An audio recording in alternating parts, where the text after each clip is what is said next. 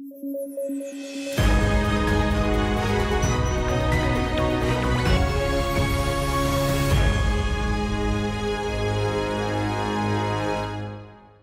News at 9 programme में आपका स्वागत है। मैं हूं अमृत उपाध्याय। आइए जल्दी से देखें आज के हेडलाइन। सुप्रीम कोर्ट ने गवर्नर की शक्तियों से रिलेटेड पूछा सवाल। मामला है बिलों को राज्यपाल की मंजूरी मिलने में देरी का। सुप्रीम कोर्ट ने कहा गवर्नर जनता द्वारा नहीं चुने जाते। देश को मिले नए मुख्य सूचना आयुक्त, हीरालाल सामरिया बने केंद्रीय सूचना आयोग के प्रमुख। नियुक्ति के साथ ही शुरू हुआ राजनीतिक विवाद। और आर्गन मेथड चर्चा में, मंगल से आए उल्का पिंडों की उम्र से है रिलेटेड। मंगल मिशन के लिए इंपॉर्टेंट है ये मेथड।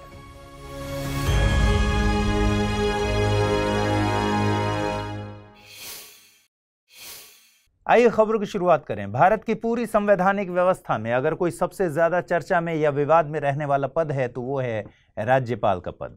अक्सर हम और आप राज्यपाल से रिलेटेड कोई ना कोई विवाद सुनते रहते हैं। इस बार विवादों में है पंजाब के राज्यपाल।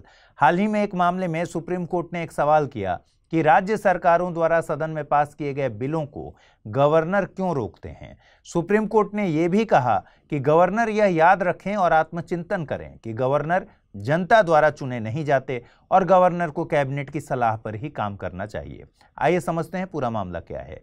दरअसल पंजाब सरकार के 7 बिलों को राज्यपाल की ओर से मंजूरी देने में देरी हो रही थी। इसलिए सरकार इस मामले को लेकर सुप्रीम कोर्ट पहुंच गई और सरकार के द्वारा याचिका दाखिल कर दी गई। याचिका पर सुनवाई सीजेआई डीवाई चंद्रचूड़ की बेंच कर रही थी। सीजेआई यानी मुख्य न्यायाधीश डीवाई चंद्रचूड़ ने सुनवाई में यह कहा कि यह देखने में आया है कि गवर्नर बिलों पर तभी कार्यवाही करते हैं जब राज्य सरकार कोर्ट का रुख करते हैं। सीजेआई ने कहा कि यह ट्रेंड गलत है और खत्म होना चाहिए। सुप्रीम कोर्ट ने इस मामले पर केंद्र सरकार से 2 सवाल पूछे हैं। पहला सवाल पूछा कि क्या गवर्नर राज्य विधानसभा के द्वारा पास किए गए बिल को रोक सकते हैं। दूसरा सवाल पूछा कि क्या विधानसभा द्वारा पास किए गए मनी बिल को भी राज्यपाल रोक कर रख सकते हैं। सुप्रीम कोर्ट ने केंद्र सरकार से इन सवालों के जवाब अगली सुनवाई में पेश करने के लिए कहा है। ऐसा नहीं है कि ऐसा वाकया पहली बार हुआ है। तमिलनाडु, केरल और तेलंगाना राज्य सरकारों ने भी गवर्नर के खिलाफ बिलों को रोकने के खिलाफ कोर्ट में अर्जी लगाई है। चलिए देखते हैं कि संविधान में इस मसले पर क्या लिखा है। देखिए, आपको पता है कि बिल 2 प्रकार के होते हैं, एक साधारण बिल और दूसरा मनी बिल। पहले बात करते हैं साधारण बिल की। एक साधारण बिल विधानमंडल के किसी भी सदन में प्रारंभ हो सकता है। ऐसा कोई भी बिल या तो मंत्री द्वारा या किसी अन्य सदस्य द्वारा सदन में इंट्रोड्यूस किया जा सकता है और पहले सदन से बिल पास होने के बाद इसे दूसरे सदन में विचार करने के लिए और पास करने के लिए भेजा जाता है। जाहिर सी बात है कि यह कंडीशन तभी होगी जब उस राज्य में दूसरा सदन यानी विधान परिषद भी हो। अगर उस राज्य में विधान परिषद नहीं है तो विधानमंडल उस बिल को सीधे राज्यपाल की मंजूरी के लिए भेज देता है। अब जब बिल सदन के द्वारा पारित होने के बाद राज्यपाल के पास आता है तो राज्यपाल के पास 4 विकल्प होते हैं। पहला, वो बिल को मंजूरी दे दें। दूसरा, वो बिल को अपनी मंजूरी न दें। तीसरा, वो सदन के पास बिल को फिर से विचार करने के लिए भेज दें। और चौथा, राष्ट्रपति के विचार करने के लिए बिल को सुरक्षित रख लें। अगर राज्यपाल बिल को मंजूरी दे देते हैं तो बिल अधिनियम या फिर एक्ट बन जाता है। यदि राज्यपाल बिल को रोक लेते हैं तो बिल खत्म हो जाता है और अधिनियम नहीं बन पाता। यदि राज्यपाल बिल को पुनर्विचार करने के लिए भेज देते हैं और दोबारा विधानमंडल द्वारा इसे पास करके फिर से राज्यपाल के पास मंजूरी के लिए भेजा जाता है तो राज्यपाल को बिल को मंजूरी देना अनिवार्य है। अब बात करते हैं मनी बिल की। जब एक धन विधेयक या मनी बिल राज्यपाल के पास पहुंचता है तो वह उसे अपनी स्वीकृति दे सकता है, इसे रोक सकता है या फिर राष्ट्रपति की मंजूरी के लिए सुरक्षित रख सकता है, लेकिन राज्य विधानमंडल के पास पुनर्विचार के लिए नहीं भेज सकता। तर्क के साथ कमेंट करके बताइए कि गवर्नरों को बिलों को रोकना चाहिए या फिर नहीं। चलिए अगली खबर देखते हैं। हाल ही में देश के नए मुख्य सूचना आयुक्त की नियुक्ति के साथ ही राजनीतिक विवाद शुरू हो गया है। दरअसल हीरालाल सामरिया केंद्रीय सूचना आयोग के प्रमुख बने हैं। राष्ट्रपति द्रौपदी मुर्मू ने सामरिया को मुख्य सूचना आयुक्त के रूप में शपथ दिलाई। इस पर विपक्ष और कांग्रेस पार्टी के सदस्य अधीर रंजन चौधरी ने राष्ट्रपति को पत्र लिखकर नाराजगी जताई है। अधीर रंजन ने आरोप लगाया है कि चयन के बारे में उन्हें पूरी तरह से अंधेरे में रखा गया और केंद्रीय सूचना आयुक्त के चयन के मामले में सभी लोकतांत्रिक रीति रिवाज और प्रक्रियाओं को ताक पर रख दिया गया है। चलिए समझते हैं कि मुख्य सूचना आयुक्त की नियुक्ति पर सरकार पर ऐसे आरोप क्यों लग रहे हैं। लेकिन इससे पहले इस मामले को समझने के लिए जरूरी है कि हम केंद्रीय सूचना आयोग की संरचना को समझ लें। देखिए, केंद्रीय सूचना आयोग की स्थापना 2005 में केंद्र सरकार के द्वारा की गई थी। इसकी स्थापना सूचना अधिनियम 2005 के अंतर्गत की गई थी।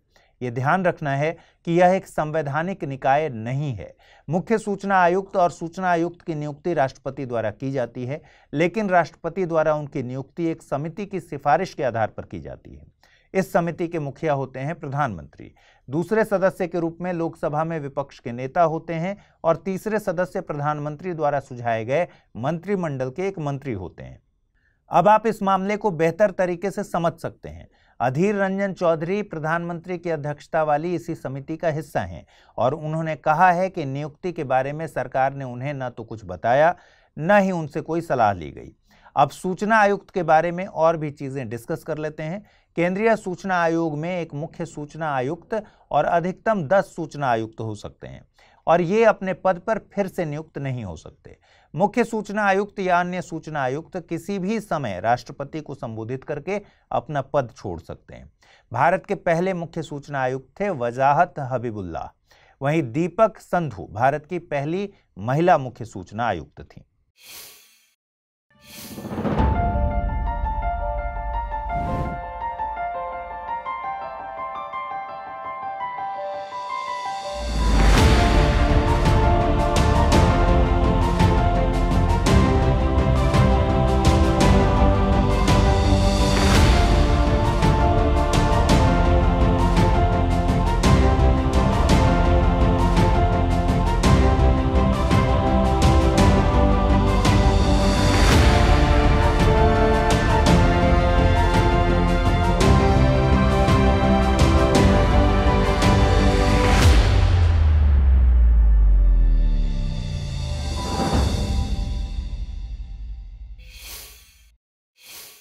आइए अब साइंस की खबर की तरफ चलें। आजकल आर्गन मेथड चर्चा में है। चलिए समझते हैं पूरी खबर को। कभी कभी अंतरिक्ष से बड़ी बड़ी चट्टानें, जिन्हें उल्कापिंड कहा जाता है, हमारी पृथ्वी से टकराती हैं। इनमें से कुछ उल्कापिंड हमारे पड़ोसी ग्रह मंगल पर हुए एक पुराने विस्फोट के हिस्से हैं। वैज्ञानिक जानना चाहते थे कि मंगल ग्रह के ये उल्कापिंड कितने पुराने हैं। इसका पता लगाने के लिए वैज्ञानिकों ने एक विशेष रिसर्च बेस्ड परमाणु रिएक्टर का उपयोग किया और इस पहेली को हल कर लिया। आपके मन में सवाल आ रहा होगा कि वैज्ञानिकों ने यह कैसे पता लगाया कि ये उल्कापिंड मंगल ग्रह से ही आए हैं। इस पर वैज्ञानिकों ने बताया कि कुछ रासायनिक विशेषताओं की जांच से ये तो पक्का है कि ये उल्कापिंड निश्चित रूप से मंगल ग्रह से आए हैं। अब सवाल था कि उल्कापिंड का सही उम्र कैसे पता लगाया जाए। वैज्ञानिकों ने मंगल ग्रह के उल्कापिंडों की सही उम्र का पता लगाने के लिए आर्गन नामक एक विशेष विधि का उपयोग किया। इस मेथड में उल्कापिंडों के अंदर पाई जाने वाली आर्गन नामक गैस की जांच की जाती है। आपको बता दें कि आर्गन एक निष्क्रिय गैस होती है। इसका मतलब है कि किसी भी तत्व से रिएक्शन नहीं करती। वैज्ञानिकों ने आर्गन के स्तर की जांच करने के लिए मंगल ग्रह के 7 उल्कापिंडों के छोटे टुकड़ों को परमाणु रिएक्टर में डाला। जब निष्कर्ष सामने आया तो वैज्ञानिक हैरान हो गए। वैज्ञानिकों को पता चला कि इनमें से अधिकांश उल्कापिंड बहुत पुराने नहीं हैं, मतलब केवल कुछ 100 मिलियन वर्ष पुराने हैं। अब सवाल उठ रहा था कि ये उल्कापिंड इतने नए कैसे हैं, जबकि मंगल ग्रह 3 से 4 अरब वर्ष पुराना है। वैज्ञानिकों का मानना है कि ये चट्टानें मंगल ग्रह पर हुई ज्वालामुखी गतिविधि से पृथ्वी पर आई हैं। ज्वालामुखियों के कारण मंगल की सतह पर नई नई चट्टानें बनती रहती हैं। मंगल ग्रह अक्सर चट्टानों से टकराता रहता है और इससे मंगल की सतह पर भुरभुरी चट्टान की एक परत बन जाती है और यही नई भुरभुरी चट्टानें उल्कापिंड के रूप में पृथ्वी पर आई हैं।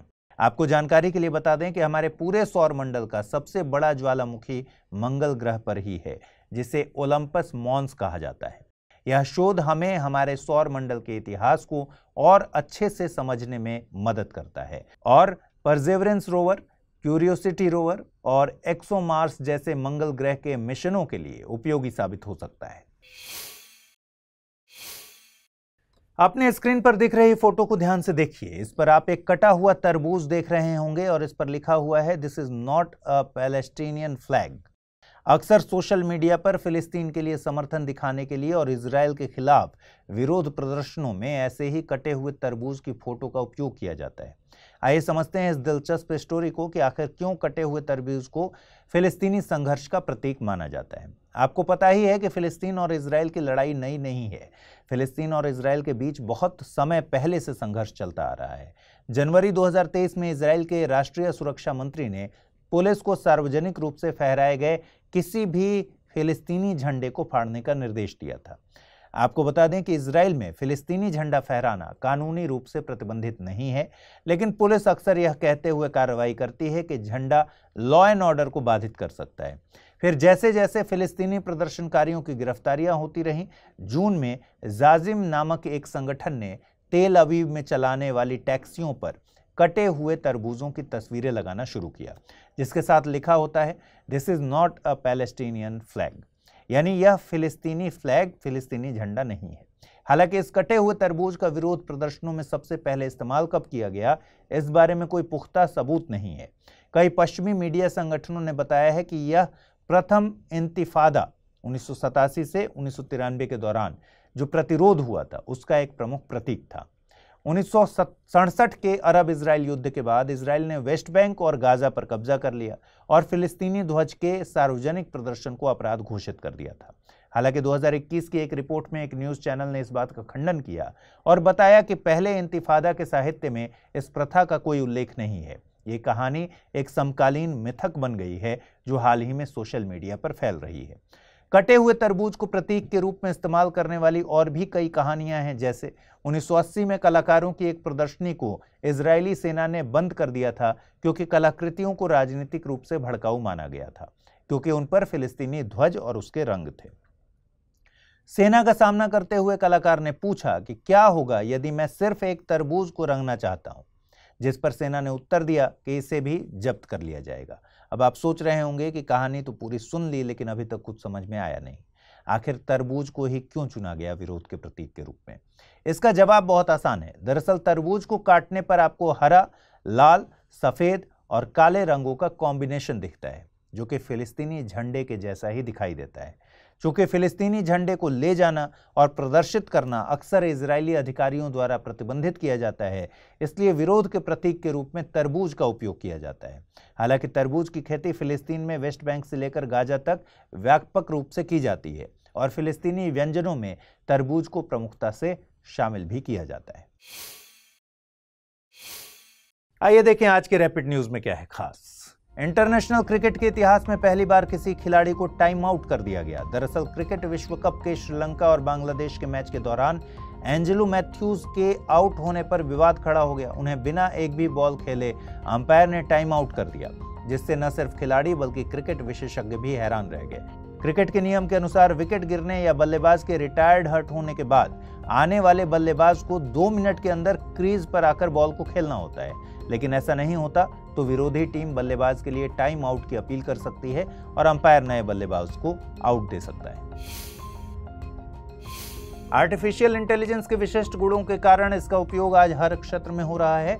इसी के महत्व को समझते हुए कृषि एवं किसान कल्याण विभाग ने Wadhwani institute for artificial intelligence के साथ मिलकर कृषि 24/7 प्लेटफॉर्म को विकसित किया है। यह google.org की सहायता से चलने वाला पहला AI समाधान तंत्र होगा। यह कृषि से संबंधित प्रासंगिक सूचनाओं की पहचान करने, समय पर सावधान करने, किसानों के हितों की रक्षा और स्थायी कृषि विकास को बढ़ावा देने में सहायक होगा। भूटान नरेश इन दिनों भारत की यात्रा पर हैं। इस दौरान उन्होंने ऑपरेशन ऑल क्लियर को याद किया। ऑपरेशन ऑल क्लियर को भूटान ने 2003 में लॉन्च किया था। यह असम अलगाववादी विद्रोही समूहों के खिलाफ रॉयल भूटान सेना द्वारा चलाया गया पहला सैन्य अभियान था।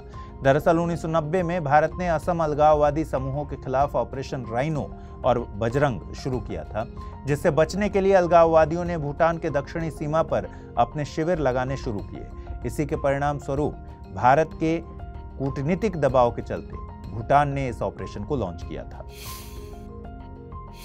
ढलती उम्र किसी को पसंद नहीं आती। इन्हीं कारणों से वैज्ञानिक भी इसी दिशा में कुछ न कुछ प्रयोग करते रहते हैं। हाल ही में आई खबर के अनुसार चीनी रिसर्चर्स ने दावा किया है कि उन्होंने एजिंग के लिए जिम्मेदार कोशिकाओं के ग्रुप की खोज की है। नेचर जर्नल में पब्लिश्ड पेपर के अनुसार यह कोशिका रीढ़ की हड्डी में मोटर न्यूरॉन्स के आसपास होती है। यह कोशिका चाइटिनेज 1 नामक प्रोटीन रिलीज करती है जो उम्र बढ़ाने की प्रोसेस को तेज करता है। अभी हाल में नीदरलैंड के हेग में दूसरे वर्ल्ड लोकल प्रोडक्शन फोरम का आयोजन किया जा रहा है। केंद्रीय रसायन और उर्वरक राज्य मंत्री इस फोरम में भारत का प्रतिनिधित्व कर रहे हैं।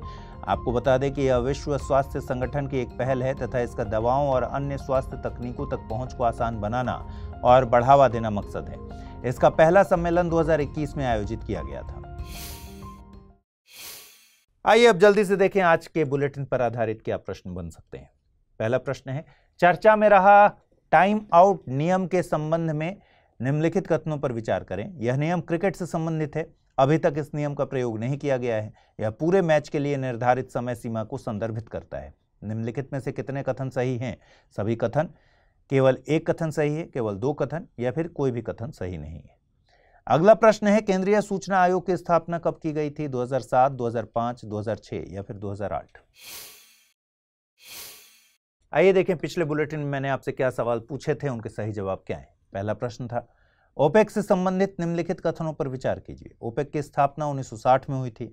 रूस ओपेक का एक संस्थापक सदस्य है। कजाकिस्तान ओपेक प्लस का सदस्य है। उपरोक्त कथनों में से कौन सा या से कथन सही है या है? केवल 2 और 3, केवल 1 और 2, केवल 1 और 3 या फिर सभी? सही जवाब है ऑप्शन सी। अगला प्रश्न था, राष्ट्रीय वायु गुणवत्ता सूचकांक AQI को लॉन्च किया गया था 2014, 2015, 2016 या फिर 2017 में? सही जवाब है ऑप्शन ए 2014 में। तो इस बुलेटिन में फिलहाल इतना ही। कल रात 9 बजे आपसे फिर से मुलाकात होगी। ख्याल रखिए, ठीक से पढ़ाई कीजिए, और अगर आप इस बुलेटिन की PDF हासिल करना चाहते हैं, अमृत उपाध्याय 007 टेलीग्राम चैनल है जिस पर इसकी PDF रोजाना मिलती है। आज पूछे गए सवालों का जवाब भी कमेंट बॉक्स में देना है। नमस्कार।